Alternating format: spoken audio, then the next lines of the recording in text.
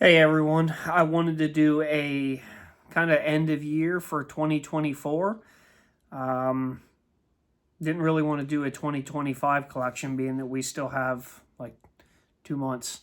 So just kind of wanted to show off what I have so far. A lot of it is older if you've seen a lot of my videos and my other two videos in the past. If not, I'm going to go over everything pretty quick. If you have any questions or anything, I can kind of give you more details. I'm going to start with my pistols and then move over to the rifles. Um, yeah, so let's get started. First up on the list, and this isn't really any rhyme or reason, I guess. It's just how I have them laid out on the table. So I'm just going to go through them down the line, and we'll get to the rifles that you can see in the back, and hopefully we can make a quick video. I don't want this to be a 2-hour long video just showing off random guns that don't really have any major importance, and they're nothing super special, but it's what I have as of 2024. So first up is a Beretta. This is the APX A1. I think it's a 17 round magazine that these come with. If you've seen my other videos, you know I hate this gun, just don't like it. I keep it just because it is different. It's fine. I might have probably only had like 200 rounds through it. Nothing inherently wrong, but there was a lot of quality control issues, cosmetic quality control issues when I got this initially, which, to Beretta's defense, they have fixed. But Beretta APX A1. Next up is another Beretta. This is the M9. I believe this is the A1. This is the Beretta M9 A1 or 92 A1. It's built off of the 96 chassis.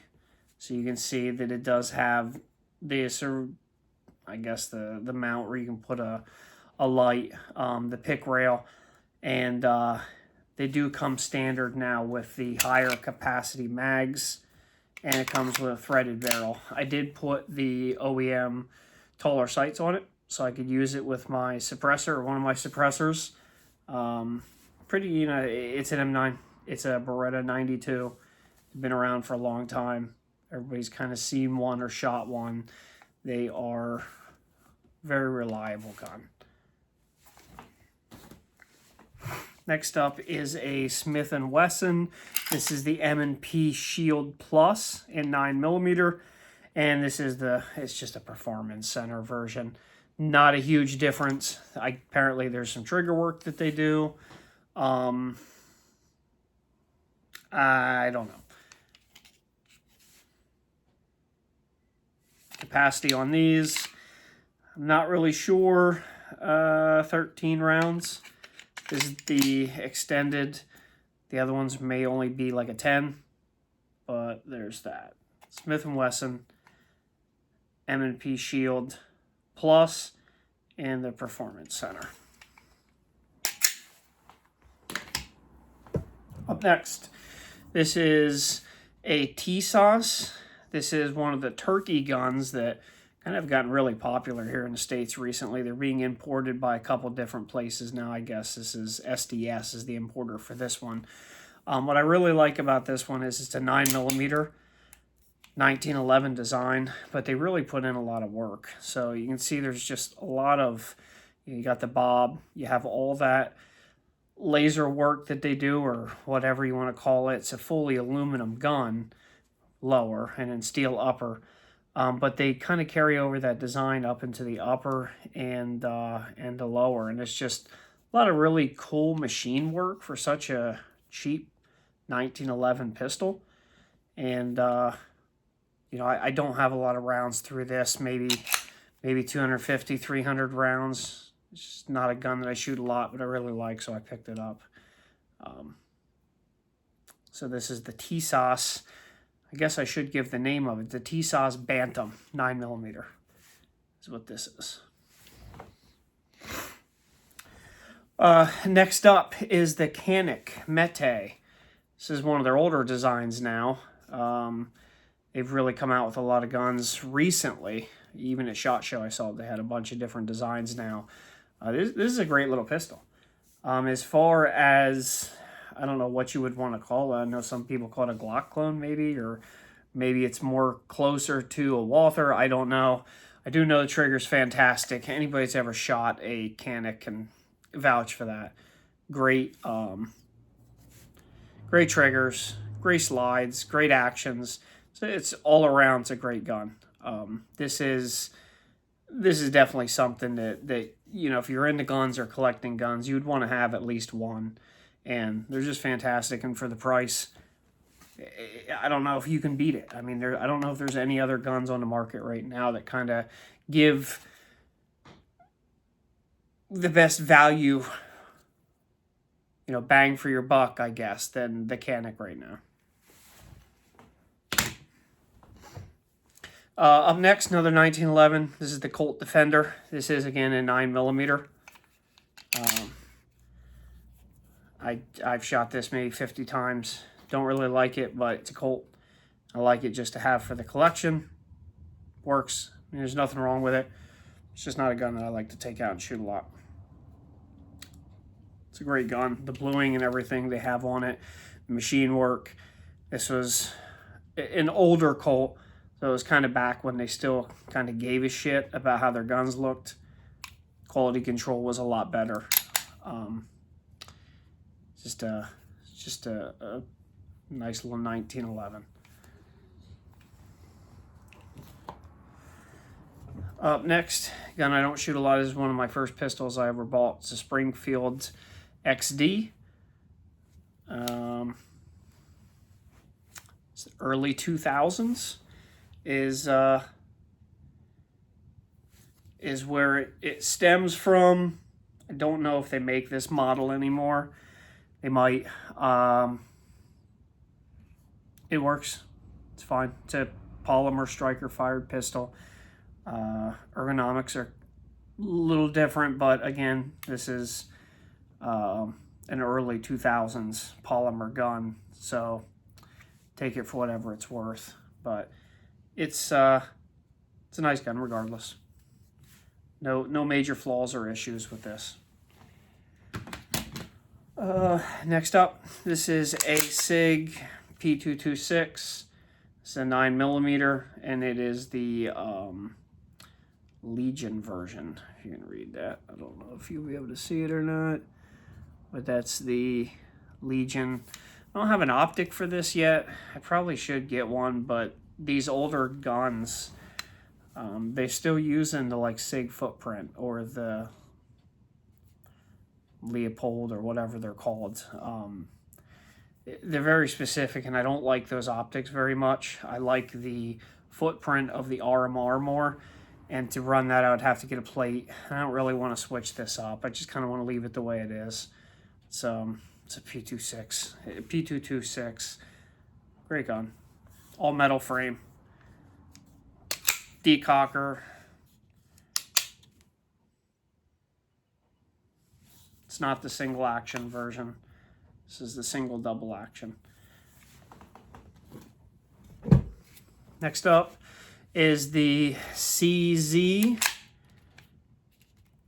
P07.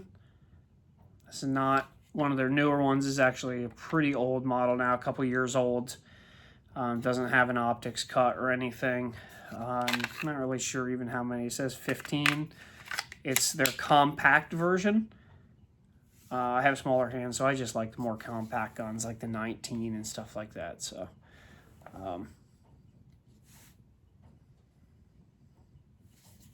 trying to keep it going. If there's nothing that really stands out about any of these guns, just kind of trying to show them off, both sides, and then move on to the next one. So this is a polymer hammer fired, which kind of is a little different than the rest of my stuff I have, but it's a nice shooter. It's fine. Next up is the SIG P365. I think this is the X Macro Comp. And I have just a Hollow Sun K series, and then the TLR7 Streamlight. Again, nothing real special. I'm sure you guys have seen these. They are not a unique firearm. Everybody seems to have them nowadays, and they're a great concealed carry. So, SIG P365 X Macro. Another carry gun that I have, this is the Glock 43X. This is the MOS version. Another Holosun K series red dot. Nothing else special.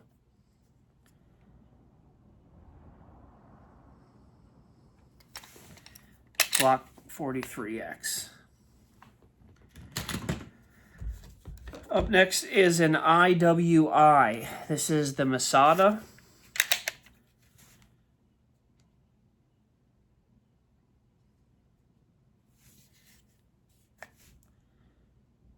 Has a Holosun on it as well. This is the 507C.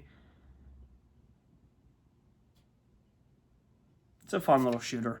Trigger's kind of but I've been told the more you shoot it, the better it gets. Kind of like a Glock, kind of like other striker fired guns. The more you wear it in, the better the trigger gets. I only have a couple hundred rounds through this as it sits, so the trigger is still kind of mushy. I don't know how that could be fixed, but that's what I'm told. Yeah, so maybe sooner or later that'll get broken in, and it will be a little bit more fun to shoot. Up next is the SIG P320. I have another 507 from Holosun on that. I have the AXG lower. It's a aluminum lower. It takes just the standard magazines. Doesn't change anything there. I have a TLR 1 HL, and the rest of it's kind of just stock. But it's a pretty flat shooting gun, but it does weigh quite a bit for what it is. And I hear a lot of people talk about the P320s. I don't know if they're actually blowing up on people or shooting out a battery. I don't know. Mine has never done that, but I don't carry mine, and I don't shoot it a lot. A couple hundred rounds through this year. Not a lot. But it's fine. Shoots. Does just like everything else. But SIG P322 or P320.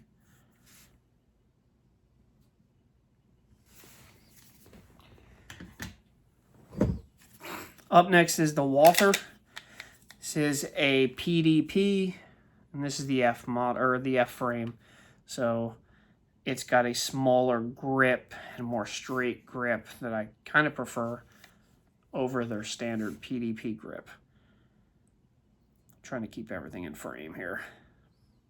Don't care if it covers up my ugly mug. I just want to show off the gun here.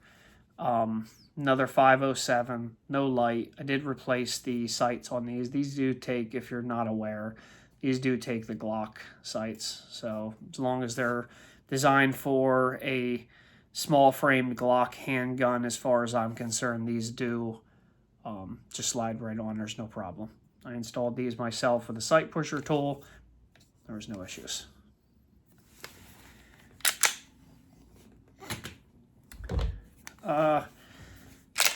Glock 19, Gen 5. I have the, kind of brushed off here. I think this is the 509T. So it's their newer optics that they have. It's a titanium housing. It's supposed to be lighter. They're all so light that it doesn't really matter. I haven't felt any difference in it. 15 round magazine. Another Streamlight TLR1. And I do have a Silencer Co. threaded barrel on this.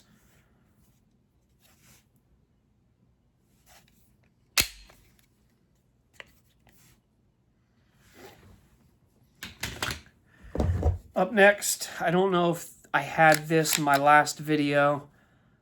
This is the Springfield Echelon. It's a pretty nice pistol. It's kind of the Glock 17 size striker fired pistol. Trigger's pretty nice.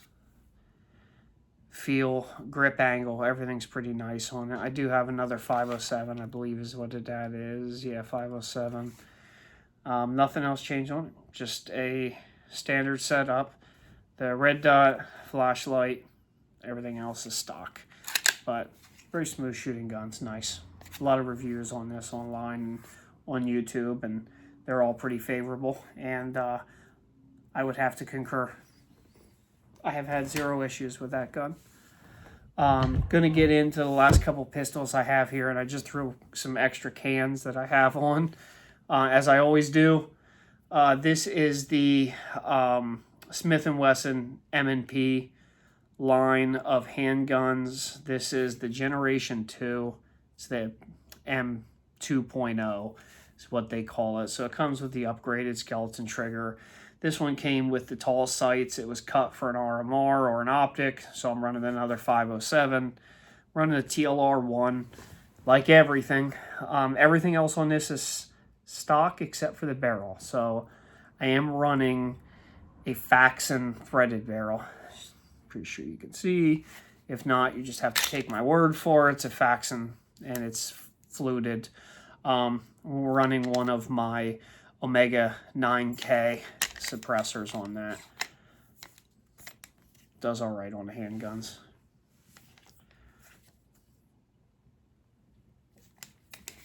Okay.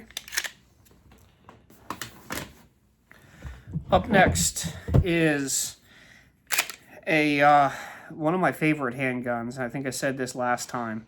Still favorite handgun. I enjoy shooting this gun a lot. It's just a really good gun, and that's the HK VP9. And this is the tactical version. So with the tactical version, you get the taller sights, threaded barrel, RMR cut. There might be a couple other things.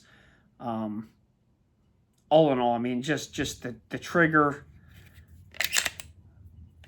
the grip. It's just a really nice, smooth gun that's got an incredible finish to it. It's worth the money. Again, running a 507 TLR1 HL and another Omega 9K that I have. So this one's kind of seen better days. Fantastic gun. Fantastic suppressor host. Handle suppressed shooting very, very well. Up next is another Glock. This is my only non-9mm handgun, and it is a 22 LR, so it's the Glock 44. I'm running another TLR flashlight because it's kind of my trainer gun, but it's still just a really incredible, fun gun to shoot, especially suppressed. This does have a Glock threaded barrel, and I have a homemade can on it. So back when you could still do Form 1 cans without the ATF hassling you and buy kits, that's what I did. And this is just an incredibly fun gun to shoot if you're running subsonic ammo. People get angry when you say suppressors aren't movie quiet. You know, movie suppressors are unrealistic. Well, I would agree with you 9 times out of 10. But on this here, all you hear is the action going back and forth. It's that quiet. It's just stupid quiet. No ears. Doesn't matter. You can go out and shoot without ear pro all day long with this with subsonic ammo, and you would have no problem. It's just, and it's cheap. I mean, that's probably the best thing. You can actually shoot a couple bricks and doesn't hurt the wallet too bad compared to even 9mm nowadays if you're shooting subsonic ammo, which obviously I do shoot a lot of subsonic ammo, being that I have a lot of suppressed firearms. Up next is probably my second favorite. This is the FN 509 Tactical. Set up just like everything else. No surprise. 507 Streamlight.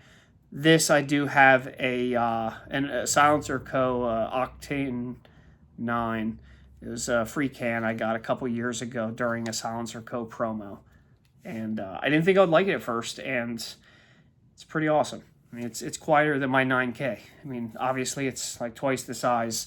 So that's the the give and take of it. You know, it's a bigger can, so it's got more volume, it's got more baffles, it's gonna make it quieter, but it's not any heavier. It's still a light can.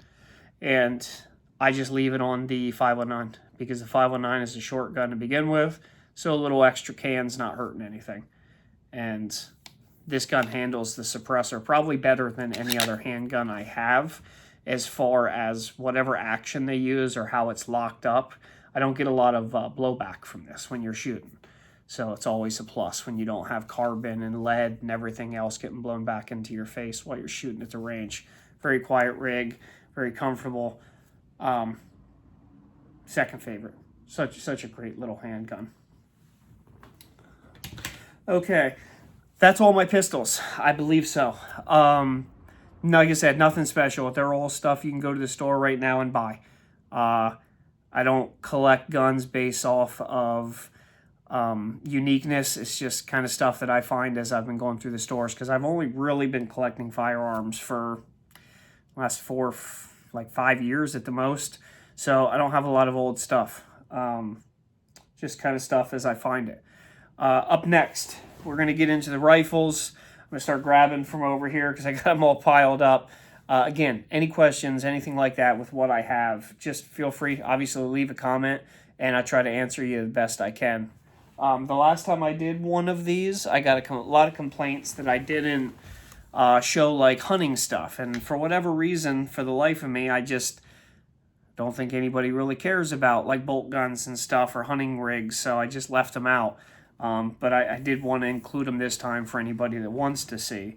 Up next is a CZ. This is the Farmer 22 LR rifle. I have, it's a Vortex optic, and I'm not really sure what it is. It's one of their cheaper versions. It's like a $200 optics, but for a 22, it's kind of perfect. But this is a really unique 22, as in it has that teardrop stock, which is really cool. I think so.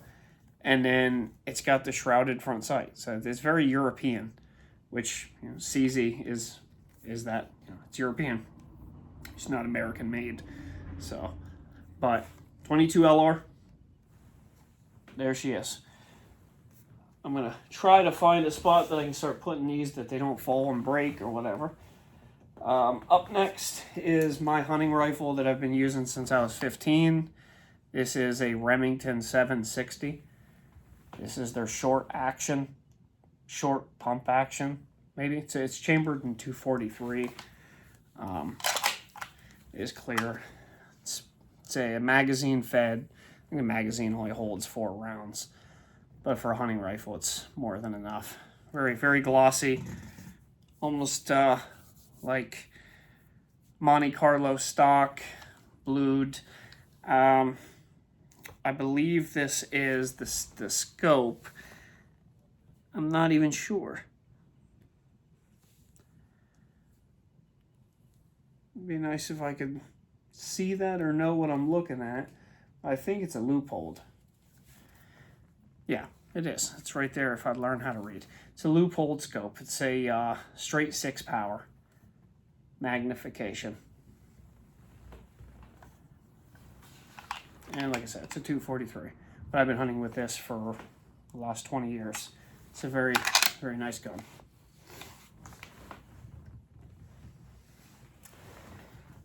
Okay. Put that over there.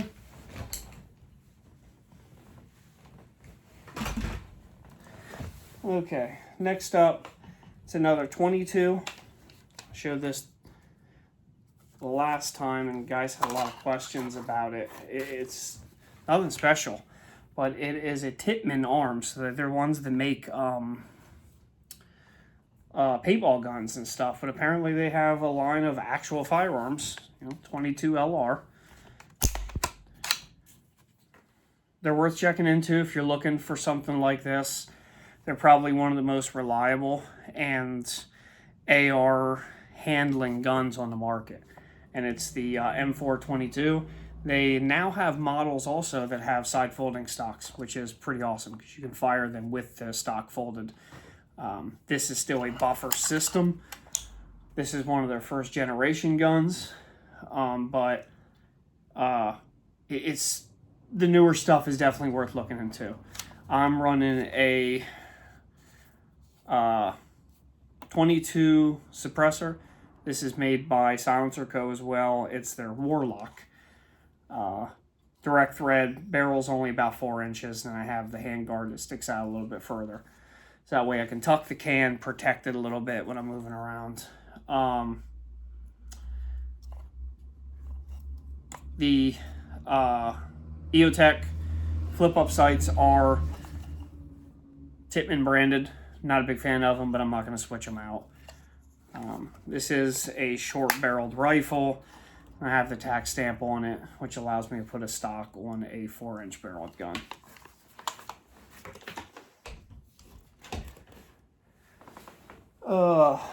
Up next is my shotgun. I've changed this up a little bit since you guys last seen it, if you've seen my videos. This is a Benelli Nova, running a Trigicon MRO. I had the side saddle installed so I could keep some extra shells on.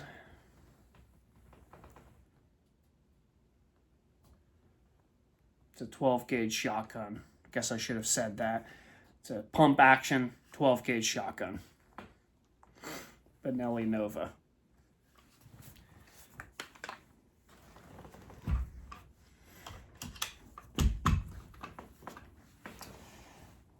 Up next, this is a CZ Bren 2MS. It's a short-barreled rifle running an Omega 300 silencer. Just some standard backup irons. I think it may have even come on this gun. Streamlight. This is the TAC light or Pro TAC. I'm not really sure. It's designed for rifle use. Running an ACOG. I'm not really sure what this... I have to look here. I forget what this is. I don't know. You guys can look it up if you really need to, or I can put it in the description, or if anybody really wants to know in the comments. But it's a real ACOG. I just don't know what the model number is. It's the model that the Air Force uses. This is a 5.56 11-inch SBR, and that's the Bren 2MS.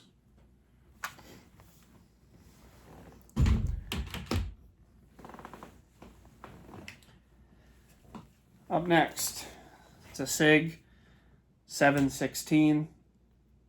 It's chambered in 308.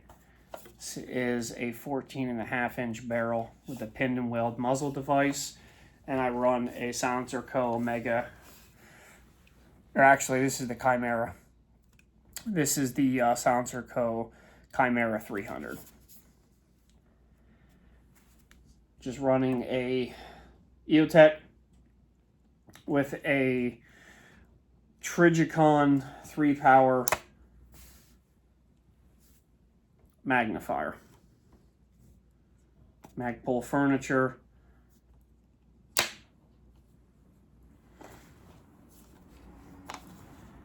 That's a heavy hitter. 308 is fantastic.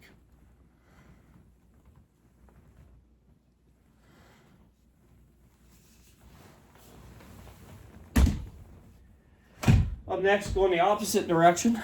It's a little PS90. I've had the Cerakote job done by somebody local. It's a short-barreled rifle. This is chambered in 5.7 by 28, I think. Very small round. Running a Trigicon MRO. And up front is a Otter Creek Labs Polonium K.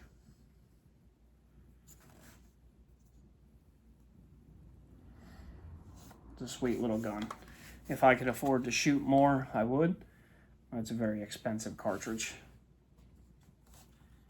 But, great little gun. Up next is my only AK that I have now. This is a Galil Ace made by IWI. It's a short-barreled rifle. It's about a 12-inch barrel. And I'm running a Dead Air Nomad 30. The standard flip-up sights. I think these are the Troy Industries. Running another MRO on a Scalar Works riser, I think. This is a KNS system set up here, so you can, it's the side folder. Side folder stock. It does kind of lock out and doesn't, fall out. So it locks out of the way.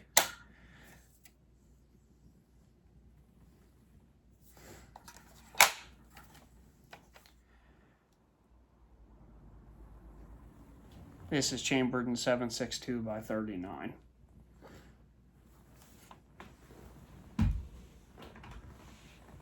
Up next, kind of a cheap build.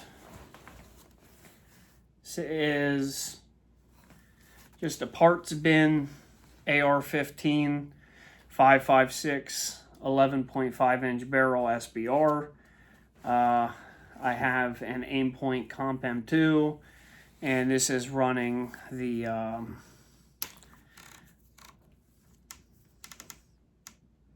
Tyon Incorporated.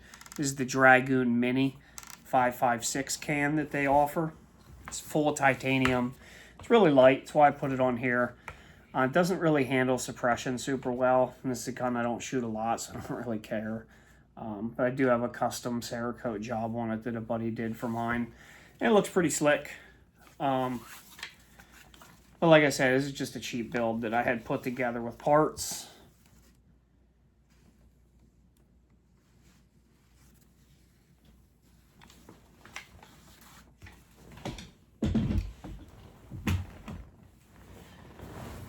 Up next is another AR-15. This is my 300 Blackout. Nothing has changed since my last video. This is an 8-inch SBR'd 300 Blackout. Cerakote. I think this is considered Ranger Green, maybe. I really like the color. This is running the Neotech Troy Industries backup flip-up sights. This is the can that it's running is a Dead Air Wolfman.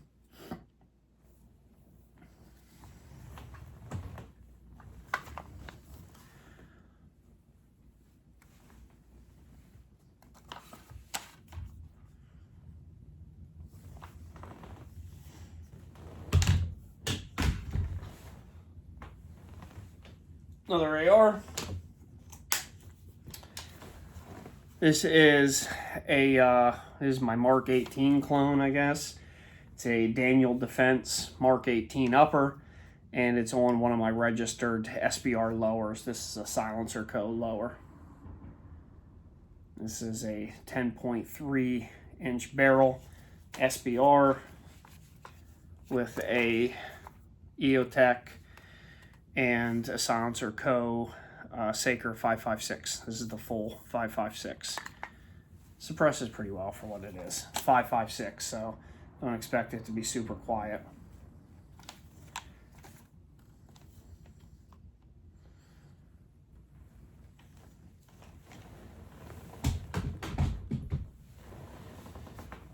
Up next is another SIG. This is the SIG Spear LT. This is a 5.56 and an 11-inch barrel. This is another SBR. Running this kind of like a lot of my guns. Just have a Streamlight flashlight, pressure pad.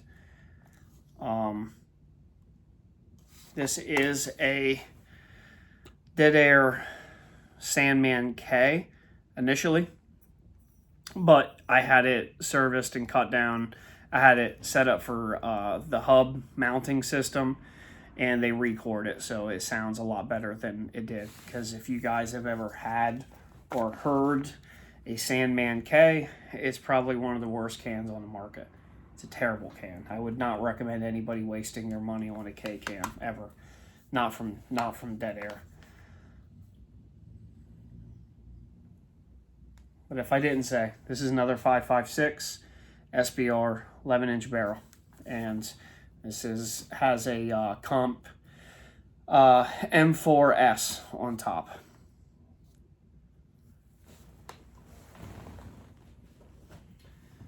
Another SIG. This is the MPX. This is an SBR 9mm. It's got an 8-inch barrel. It's got a Silencer Co. Omega 36M can, Surefire flashlight, EOTech on a riser. I do have the Geisley trigger in this, which is kind of a must for this gun. The trigger is absolute dog shit. So having that Geisley trigger in it is fantastic. But very simple. It's a great gun. I really enjoy this.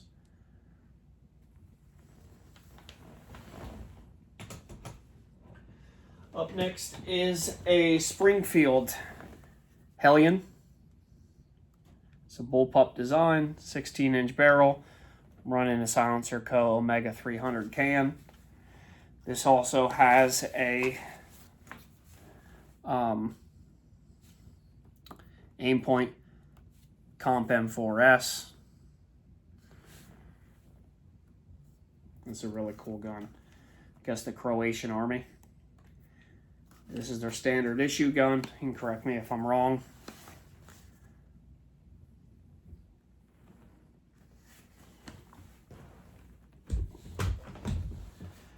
Up next, this is a Grand Power Strybog. This is the SP45A3. Sit back a little bit so you can get the full view. I'm running a Silencer Co. Omega 45. It's a 45 caliber can, because this is a 45 caliber rifle. This is also an SBR 8-inch barrel. This has got the side folding stock that everybody loves. EOTech on a riser. I just have some Samsung sights on there and some Magpul sights just to finish it off. And then this has a Cerakote job as well.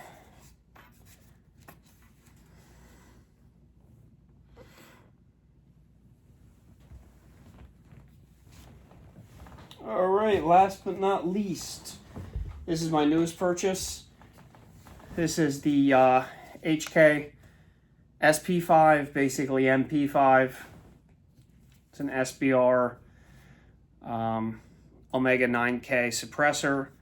Other than that, nothing else was done. I'm just running this as clean as possible.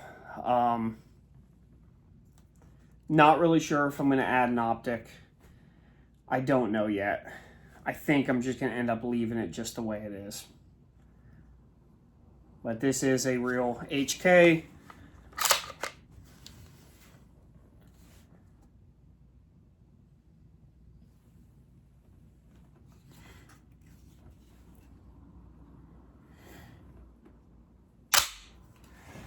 All right, that is it. If you guys have any questions about what I just showed you, try to keep it real quick. I don't mind doing some maybe more in-depth videos or even some range videos if there's enough people that actually want to watch them. You know, you guys let me know. And then also for the people that made it to the end of the video, I do have an extra Omega 36M that is not being used. And I would love to know what you guys would like to see added to the collection that I'd be able to use this on. It's a 36 caliber, so 9mm. It would need to be below a 9mm for me to use it, but it's a heavy duty rifle can, so I can use it on anything from a handgun to a belt-fed machine gun in 308 or whatever. I mean, these are pretty bomb-proof cans.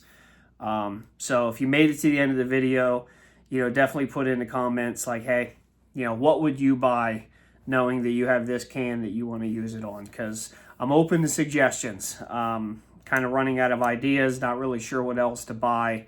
I don't want any more ARs. I'm kind of looking for stuff that's a little different. Maybe a lever gun, maybe even a bolt gun, something like that I could use this on. But, you guys go to the comments, let me know. If there's anything else you'd like to get some more details on, by all means, put it in the comments and I'll see what I can do to answer them. Have a good one.